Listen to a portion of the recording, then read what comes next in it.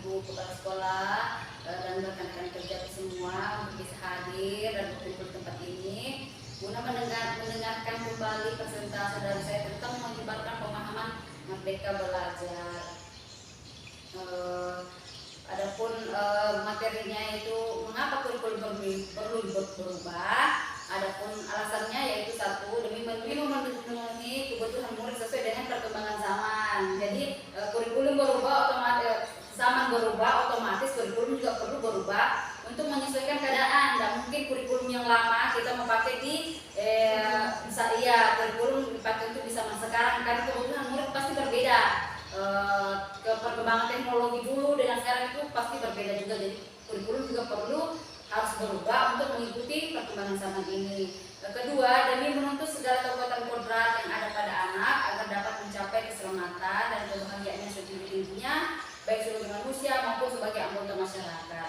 Maksudnya setiap masyarakat, setiap anak akan kedepannya akan menjadi masyarakat. Jadi anak-anak perlu memenuhi haknya, anak-anak juga perlu dipenuhi haknya untuk berubah dan berkembang sesuai dengan perkembangan zamannya mereka. Gitu.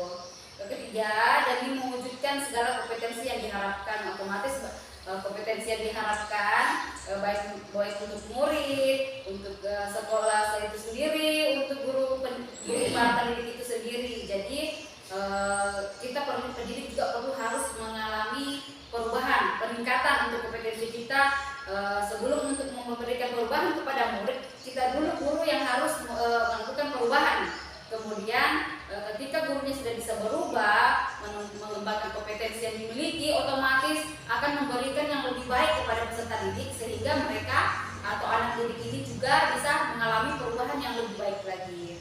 Keempat, demi mencapai tujuan pendidikan yang berkembang ke arah yang lebih baik seperti yang tadi, otomatis tujuan kita semua dengan adanya perubahan kurikulum yang ada, otomatis tujuannya cuma satu, yaitu memberikan pendidikan yang berkembang ke arah yang lebih baik baik. Kemudian ketiga, dampak dari kurikulum Merdeka bagi pendidikan bagi siswa. Ya, otomatis dalam kurikulum Merdeka siswa diberikan kesempatan untuk mengeksplorasi dan mengekspresikan minat belajarnya. Hal ini bertujuan untuk membentuk siswa dengan jiwa kompetensi dan karakter yang lebih baik. Karena kurikulum Merdeka ini betul-betul memberikan peluang kepada peserta didik untuk berkembang, belajar sesuai kemauan dan minatnya dan tingkat kebutuhannya. Jadi tidak ada lagi paksaan dari guru tentang pembelajaran apa yang harus mereka laksanakan atau bagaimana.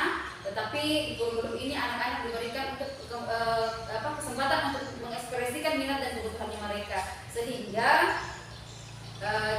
jiwa kompetensi mereka itu dan karakternya itu akan lebih baik lagi. Ketiga,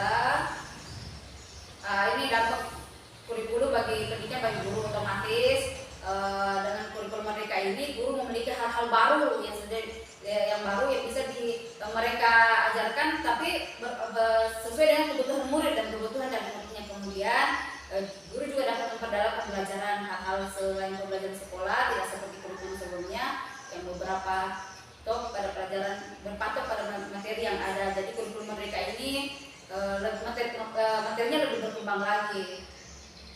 Kemudian yang terakhir, dampak kurikulum bagi pendidikan bagi Indonesia ini.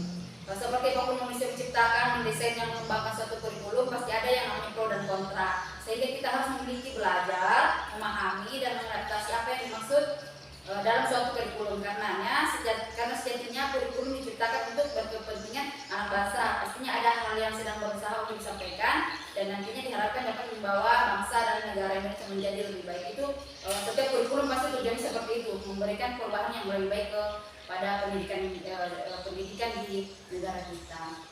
Jadi ini materi yang singkat saya bisa sampaikan. Nanti materinya saya kirimkan ke Bapak, ke Ibu